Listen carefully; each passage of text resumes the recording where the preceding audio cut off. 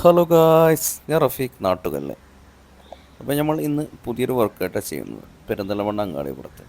അപ്പോൾ നമ്മുടെ ചാനൽ ആദ്യമായി കാണുന്നെങ്കിൽ സബ്സ്ക്രൈബ് ചെയ്യൂ, ഫോളോ ചെയ്യൂ. അപ്പോൾ നമ്മൾ ഇന്ന് വൈറ്റ് സിമെൻറ്റ് സ്പ്രേ ചെയ്യുന്നത് അങ്ങാടിപ്പുറത്താണ്. 1100 സ്ക്വയർ ഫീറ്റ് വീടാണ് ഞങ്ങൾ വൈറ്റ് സിമെൻറ്റ് സ്പ്രേ ചെയ്യുന്നത്.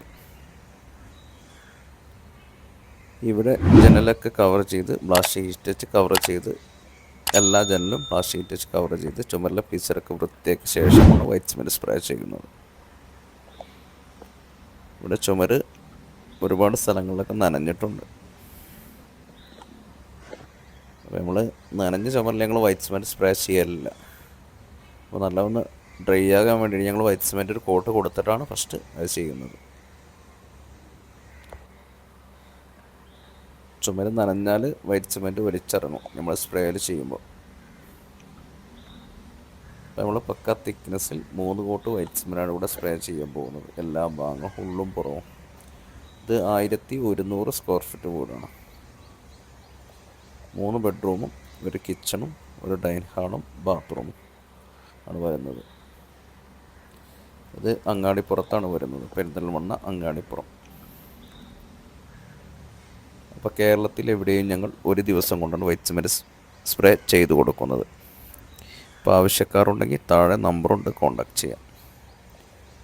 അപ്പോൾ ഞങ്ങൾ പക്ക തിക്നെസ്സിൽ 3 കോട്ട് വൈറ്റ് സിമെൻറ്റ് സ്പ്രേ ചെയ്തിട്ടുണ്ട്. ഈ ബ്ലാക്ക് ഷെയ്ഡ് കാണുന്നത് ചുമരുണങ്ങാത്തതാണ്. ചുമരുണങ്ങാത്തതെന്ന് പറഞ്ഞാൽ വെട്ടുകല്ലുകൊണ്ടാണ് ഇവിടെ തീർന്നു ചെയ്യുക. കല്ലിൻ്റെ ഈർപ്പമാണിത്, ആ ബ്ലാക്ക് ഷെയ്ഡ്. ആ കല്ലിൻ്റെ ഈർപ്പം മാറിയ ശേഷമുള്ള ചുമരുണങ്ങുള്ളൂ. ചുമരുണങ്ങിയ ശേഷം എല്ലാ സ്ഥലങ്ങളും ഈ വൈറ്റ്നസ് കളർ ഉണ്ടാവും. ചില കസ്റ്റമർ പരാതി ഉണ്ടാവും, എന്താ ചില ഭാഗങ്ങൾ ബ്ലാക്ക് ഷെയ്ഡ് എന്ന്. ആ ബ്ലാക്ക് ഷെയ്ഡ് ഇതാണ് ഉദ്ദേശം. അതിൻ്റെ എന്താ വെച്ചിട്ട് നമ്മളെ ചുമരിൻ്റെ കല്ല് ഉണങ്ങിയിട്ടുണ്ടാവില്ല. ഈ നനക്കുമ്പോൾ എന്താ പറഞ്ഞാൽ നമ്മൾ എല്ലാവരും വെള്ളം ഇങ്ങനെ പൈപ്പ് ഇങ്ങനെ പിടിച്ചു കൊടുക്കും മുകളിലോട്ട്. ആ മുകളിലോട്ട് വെള്ളം ഫുള്ള് താഴെയിട്ട് അങ്ങനെ ഇറങ്ങി വരിക. അപ്പോൾ താഴെ ഭാഗങ്ങൾ കണ്ടില്ലേ ഫുള്ളായിട്ട് ബ്ലാക്ക് ഷെയ്ഡ്. ആ ബ്ലാക്ക് ഷെയ്ഡ് ഉണങ്ങണമെന്നുണ്ടെങ്കിൽ കല്ലിൻ്റെ ഈർപ്പം പോകണം. കല്ലിൻ്റെ ഈർപ്പം പോയാലുള്ളൂ ചുമരിൽ സിമെൻറ്റ് പ്ലാസ്റ്റിക് ഈർപ്പം പോവുള്ളൂ. അപ്പോൾ ആ ഈർപ്പം പോയാലുള്ളൂ നമുക്ക് വൈറ്റ്നസ് കിട്ടുള്ളൂ. നമ്മൾ വൈറ്റ് സിമെൻറ്റ് സ്പ്രേ ചെയ്യാൻ ആവശ്യക്കാരുണ്ടെങ്കിൽ താഴെ നമ്പറുണ്ട്, കോൺടാക്ട് ചെയ്യാം. അപ്പോൾ ഞങ്ങളുടെ വീഡിയോസ് വർക്കുകൾ ഇഷ്ടപ്പെട്ട ചാനൽ ഫോളോ ചെയ്യാനും സബ്സ്ക്രൈബ് ചെയ്യാനും മറക്കല്ലേ.